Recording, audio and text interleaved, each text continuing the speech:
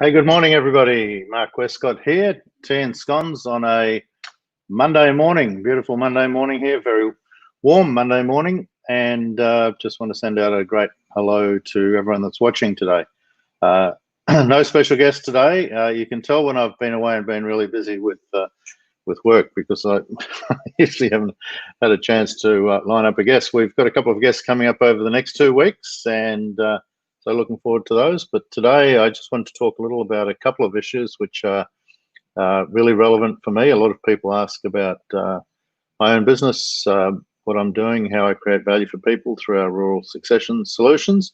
And I'm also launching another Facebook Live blog, podcast, whatever you want to call it, at the start of next year, which I'm very excited about, something that I got heavily involved in before, and it's a very valuable concept. So I'll tell you more about that when we get halfway through here today. So anyway, welcome everyone. It's been a great week. Luckily, I've been very busy over the last few weeks and coming up over the next couple of weeks, running up to Christmas and beyond.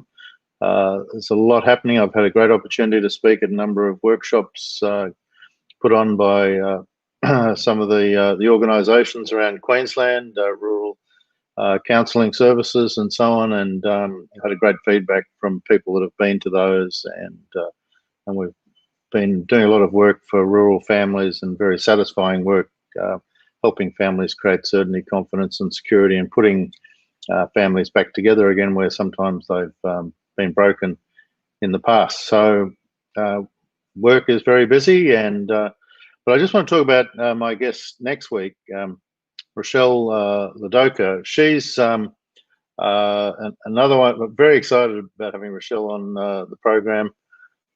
She's someone I met when I was doing strategic coach many years ago over in Chicago. I used to go over to Chicago each quarter for many, many years. And Rochelle's someone I'm excited about having on next week. She's our guest. She's looking forward to coming on. She may even be watching right now to see how these things work. But she's got a business, she and her husband, called Playbook Builder, and as a way to help with no, I'm not going to tell you anymore. I'll let her explain it next week. But it's very valuable for businesses in regard to onboarding, in regard to coaching and all that sort of stuff. So looking forward to her getting involved next week. And we've got another special guest the week after as well. After that, we'll be having a break. I'm having some having some free time over Christmas. So I'll tell you about the dates later on in the session today. But I want to kick off, and just because it's been a question that many people have asked me about, and if I may, I'll just go through the process we've been using with our clients.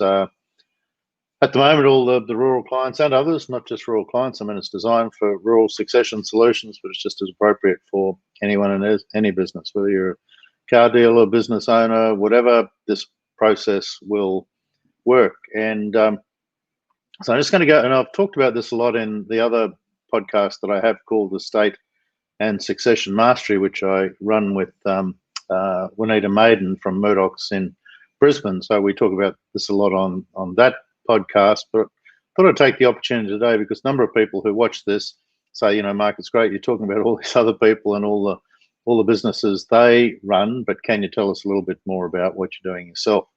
And at the end of this, I'll also tell you about the book where, from what Amy tells me this morning, her part's done, and she just needs 3 or 4 sections from me. I just need to come up with some words this afternoon and this evening, and hopefully by the end of this week, we're going to have our new book, which will be ready to go. And it's probably one of the most exciting things that I've done and created, because what I'm trying to do is look at putting all the wisdom that I've created over the years into this book, links to all the tools, capabilities, frameworks, and so on that we use with all our clients. And it's really going to be a do-it-yourself process, which is part of my want to help save 1 million families by the time I'm 80.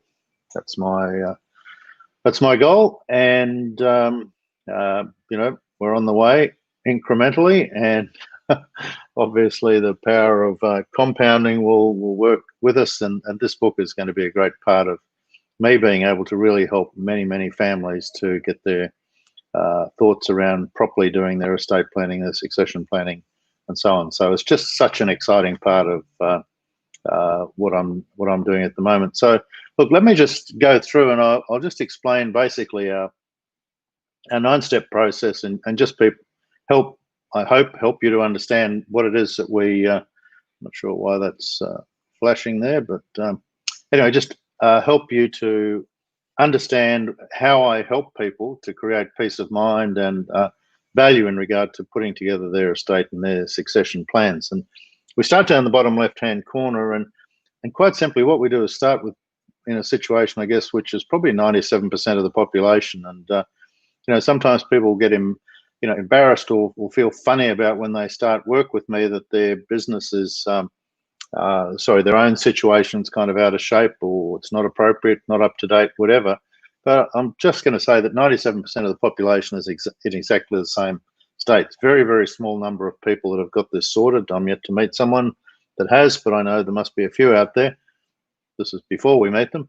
And so we start, there's 3 levels to what we do. First, we do we look at the foundations of where people are. Then we look at family fairness.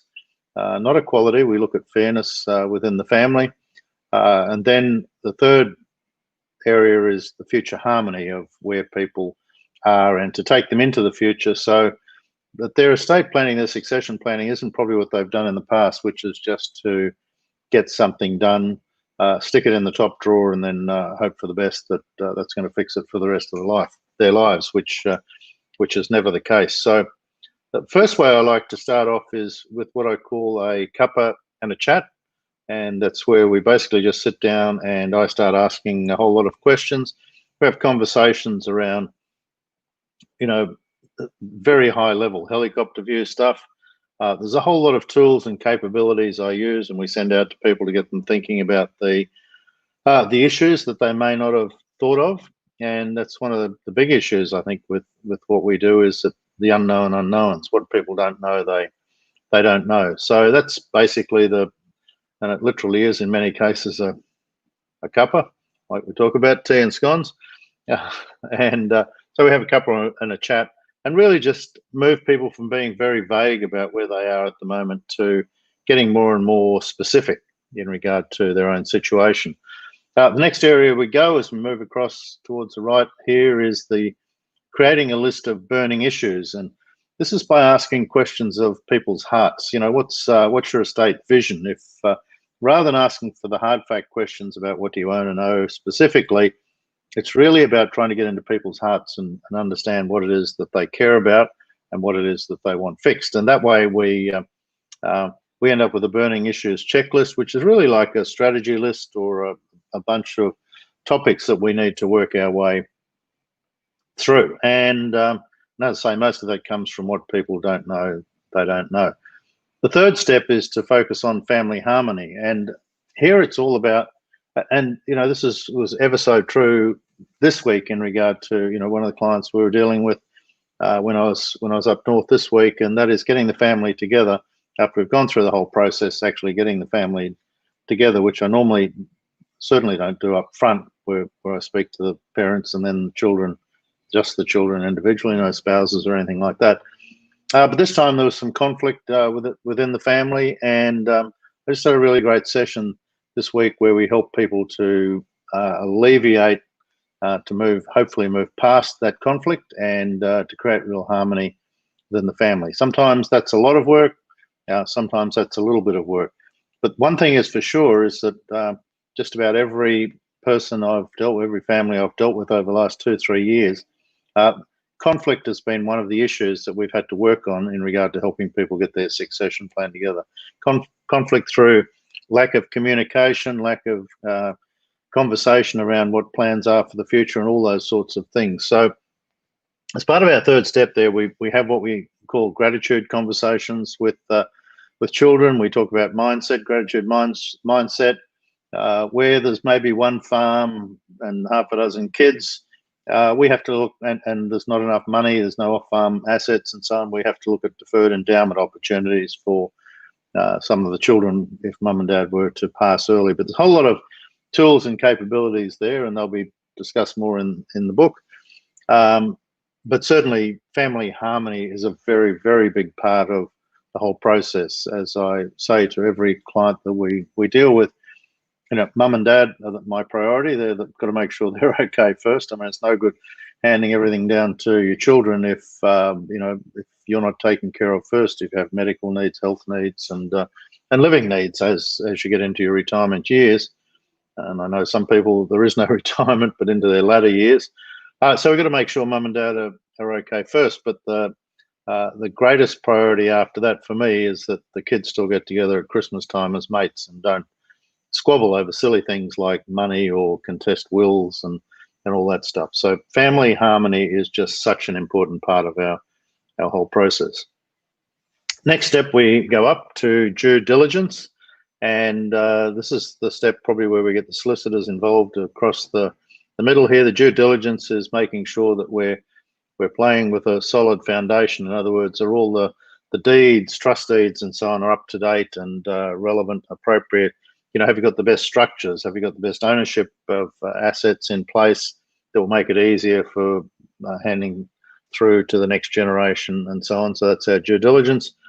And then we move on, and from that, there comes a report saying, hey, maybe here's some ideas you need to think about in regard to structuring ownership and so on. And that takes people from being unsure about how they're structured to being validated. And, they can choose to take that advice or not, but at least they'll know where they stand in regard to what's in place at the moment. Next step is a distribution matrix, and this really is about fairness. This is not about equality. It can be. But this is mainly about making sure there's fairness between the generations. And with a distribution matrix, think of it as a great big spreadsheet with all the assets, liabilities, tax implications of handing certain assets to certain children or family members, whatever.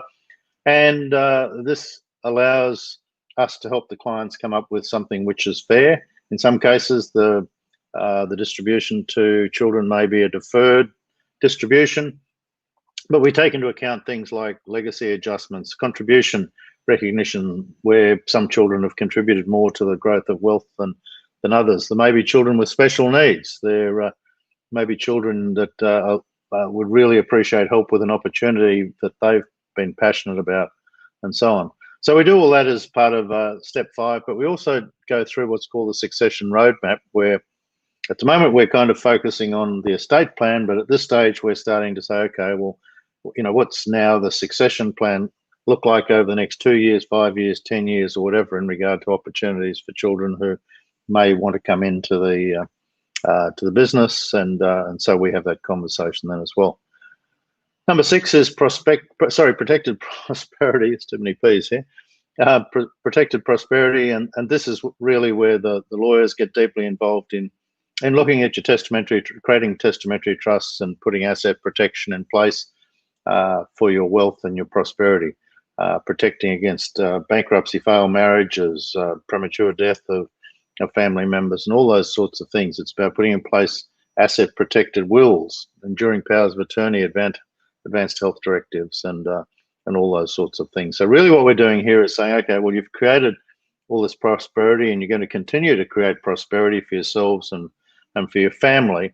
How can we make sure that's protected? So, for example, failed marriages don't dissipate your asset distribution, where half one of your children's estate is going to go to someone you haven't met yet. So they're the sorts of things we look at, protected prosperity. Final documents, number 7. Much as we love the lawyers, usually they need a rocket somewhere to get all the stuff finalised and done. And so this is just making sure, and we're on everyone's tail to make sure the documents are completed, everything's signed. We have a document audit checklist we can go through with clients to make sure that everything's documented. We've got copies of everything, and all the right people have the copies and so on. And this is where we take people from having a draft situation to making sure it's all completed and documented. Step number 8 is probably our signature step. And I mean, it sounds like everything's the most important, and it kind of is. This is the estate blueprint, and this is where the human elements come in. So we've kind of finished with all the lawyers and all the legal documents at this point, and the estate blueprint is where we really help people with things from the heart. We talk about you've heard me probably talk about Dear Mary letters. We have a structured approach or a checklist for the first 90 days after someone passes, what needs to happen. So when everyone's suffering emotional paralysis, there's a structured approach to what needs to happen when someone passes away. Who to contact? We have a framework called the Leave Well Communique, which is all about, do you want to be buried, cremated? Where do you want to be your ashes or your coffin to be buried? All these sorts of things. What flowers do you want on your coffin, and what music do you want? Who do you want carrying the coffin? Who do you want doing the eulogy? All these sorts of things are part of the estate blueprint, and it's something we do very well with our clients.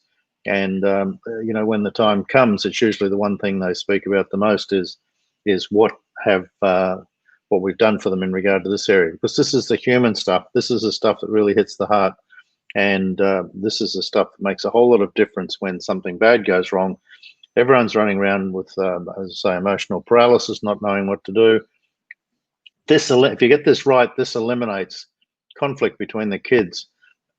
While you've only just passed away and the kids are arguing about where they should bury you and all these sorts of things. This is the stuff which saves the family from having blues in those early stages. And so we take people here from ambiguity to having confidence in regard to what your wishes are, because a lot of times when people die without much warning, there's a lot of unknowns in regard to what people would have wanted. So here we're making sure that there's real clarity around that.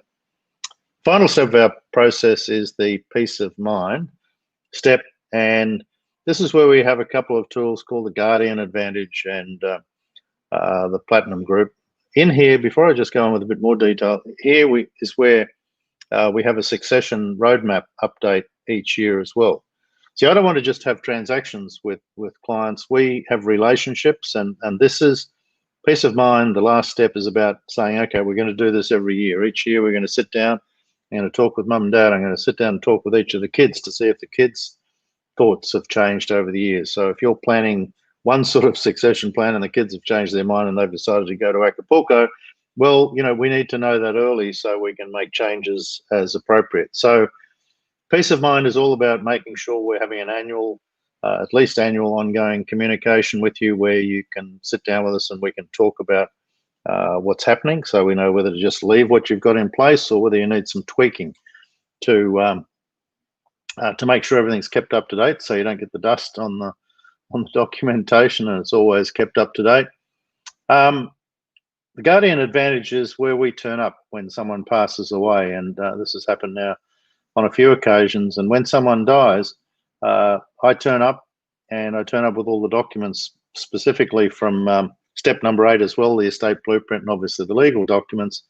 And it's my role to turn up while people are suffering emotional paralysis and help them through all the things that you'd want for that part of the process, I guess, when you've died.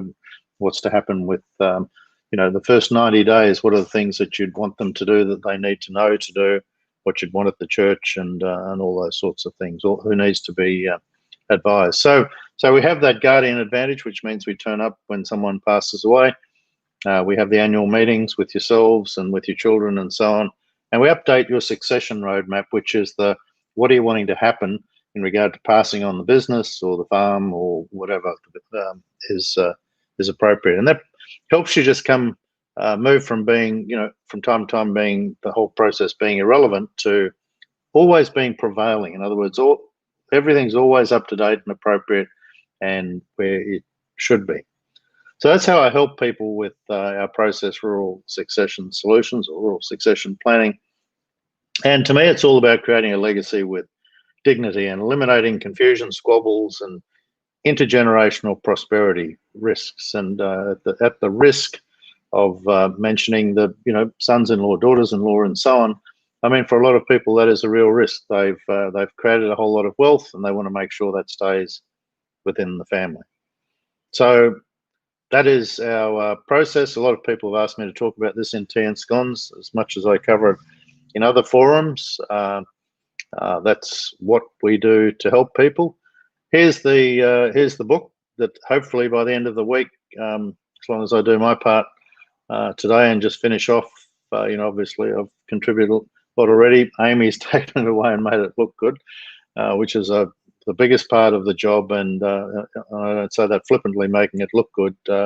She makes it readable and makes it attractive, and takes just words and stuff out of my head and puts it into a form which will make sense with people when they read it. So highly commend the book when it comes out this week. We'll be promoting it through Facebook, advertisements and all that sort of stuff for very little money, so to speak. And it's at 80 pages already, and there's more to come. So, it'll be somewhere between 80 and 100-page book.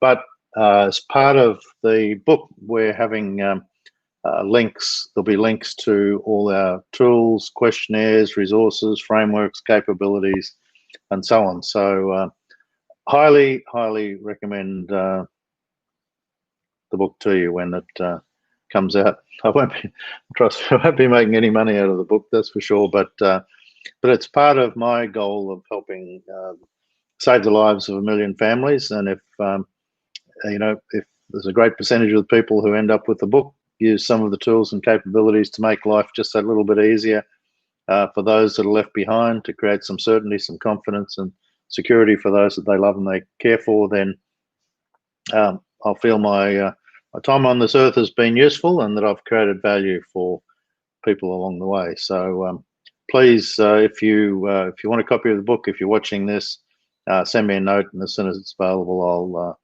I'll get you a link to download that. Okay, so we talked about what's happening next year with for the rest of this year with tea and scones and so on. I'm going to have probably another 2 or 3. What are we now? 30th of November. So probably going to be 2, maybe 3 more weeks of tea and scones this year, and then we'll be having a break till the first week in February.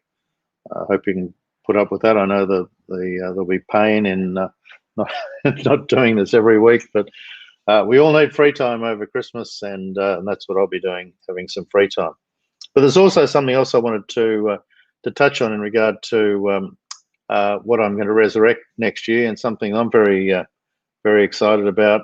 This was something I put a whole lot of time into about 5 or 6 years ago, and it was a book I wrote called The Power of Great Questions, and in conjunction with someone else. And but no, this concept, The Power of Great Questions, it's always been appropriate to me. I think, and as I show in the book here, if we just have a look at this page here, I'm not sure whether you can read that. I'll just make that big size. But it's often been said that the real value in conversations isn't the things that you tell people, it's the questions you ask. And once you ask someone a question, their mind can't let it go. It kind of works on the unconscious mind. So that starts to unravel the answer, and sometimes with reflective thinking, come up with the greatest response for the individuals. And that's why we always started the book, The Power of Great Questions. And the actual book itself, if you want a copy of that, send me a note. I'll give you the download for the PDF of that. It's where we interviewed a whole range of people: Rob De Castella, Keith Abraham, people from overseas. There's about 10 people we interviewed, plus Sarah and myself, and it was just I